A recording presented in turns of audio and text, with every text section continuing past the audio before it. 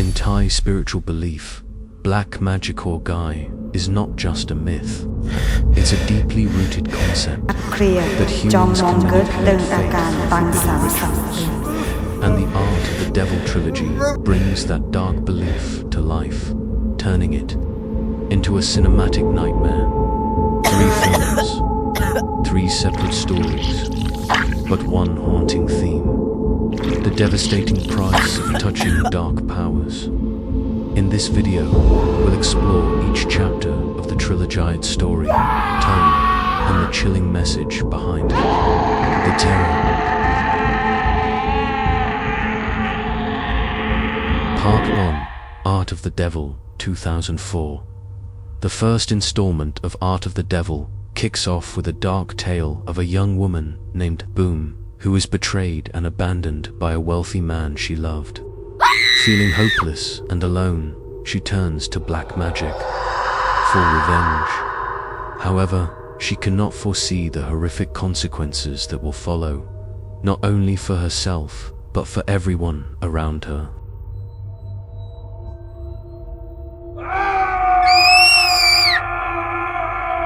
What makes Part 1 truly unsettling is the way it creates a sense of quiet unease. The film doesn't rely on graphic violence or bloodshed, but instead evokes a slow-burning sense of fear and tension.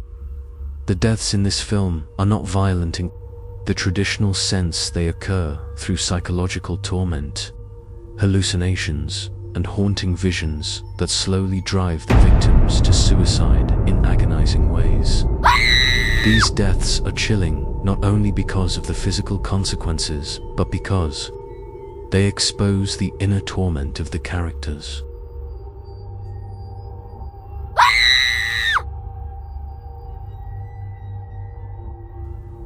What makes Art of the Devil 1 stand out is how it uses silence to intensify the horror.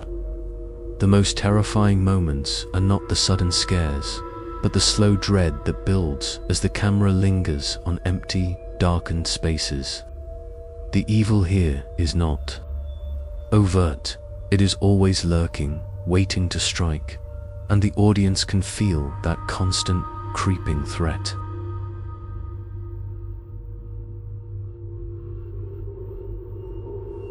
Another key theme explored is revenge and the cost of using dark powers. Boom's use of black magic to seek vengeance ends up spiraling out of control. And instead of finding peace, she finds herself trapped in a cycle of self-destruction. The film asks whether seeking revenge through dark means is ever truly worth the cost.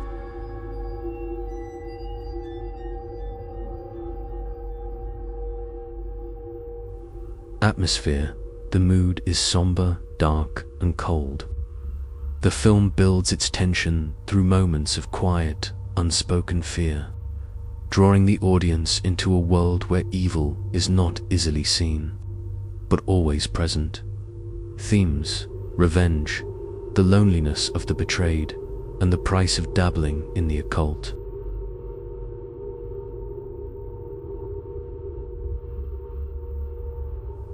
Part 2, Art of the Devil, to 2005. Art of the Devil 2 is perhaps the most infamous part of the series, renowned not only for its extreme violence, but for the psychological depth and moral complexity it introduces.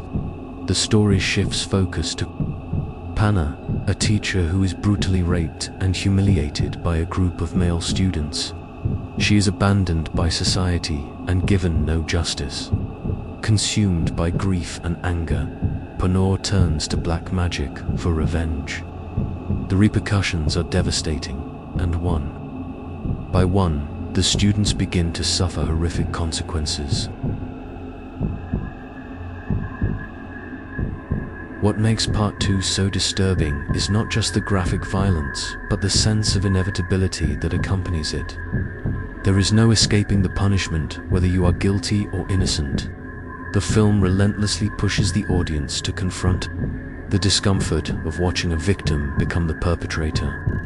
Each of the male students involved in the attack is subjected to cruel, torturous revenge, and it becomes clear that Panor's pursuit of justice has transformed her into something far darker.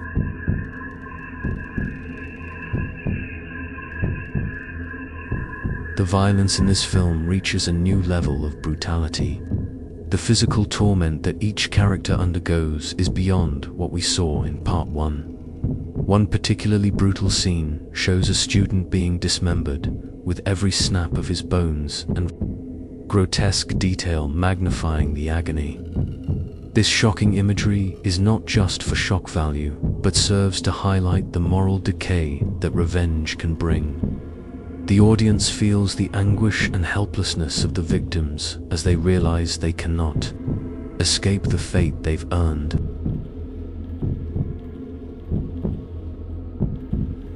The most chilling aspect of this part is the psychological horror. It's not just the scenes of gore that are disturbing, but the idea that no one can escape their past actions, no matter how much they wish they could. Panor's ability to take revenge through black magic poses an even darker question. When does the victim become the aggressor? And what is the cost of seeking vengeance?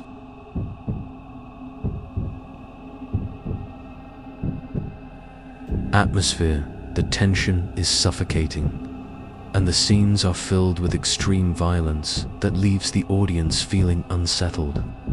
Every scene in this part pushes the boundaries of comfort, forcing the viewer to witness both the physical and psychological breakdowns of the characters, themes, revenge, collective trauma, and karmic retribution.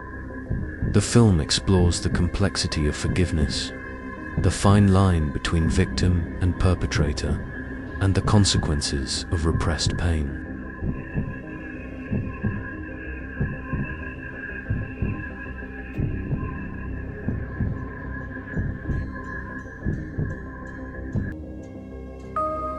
Part 3, Art of the Devil 3, 2008. The third installment of the series shifts gears, diving into the ancient world of sorcery and occult practices passed down through generations. The focus is on Kim, a young woman born into a family of shamans. From a young age, she has been exposed to bloody rituals and dark powers. Unlike the first two films, this part is less about personal revenge and more about the inescapable curse of bloodlines. Kim's family legacy has cursed her to continue the dark practices, and she must come to terms with the evil that runs through her veins.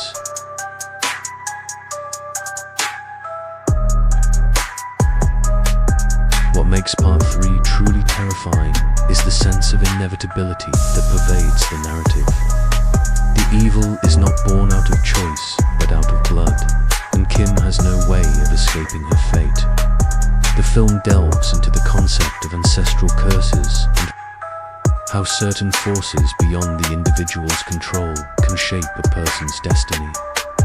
The rituals that Kim's family practices are deeply disturbing, and the film builds a spooky, otherworldly atmosphere as we witness rituals of black magic unfold. On screen, the combination of these rituals, the ancient powers, and the distorted religious imagery make for a deeply unsettling experience.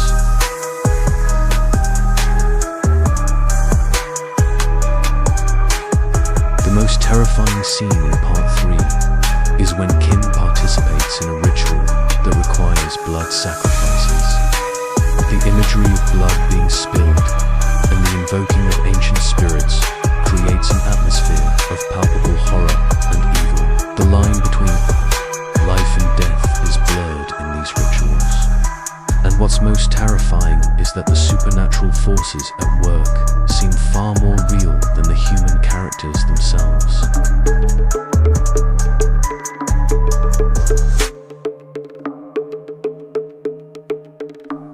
Atmosphere.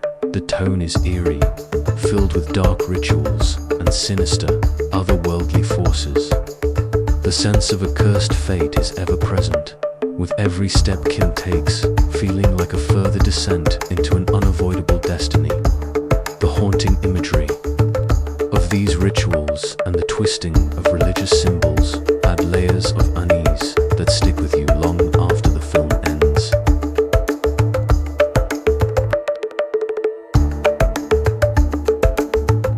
Themes, ancestral curses, fate, and the corruption of human nature by power. The film explores the inevitability of certain destinies and the moral decay that comes with power passed down through generations.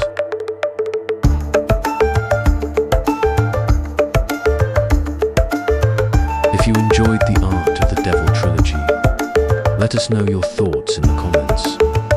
What did you think of the characters, journeys of revenge, and dark magic? Don't forget to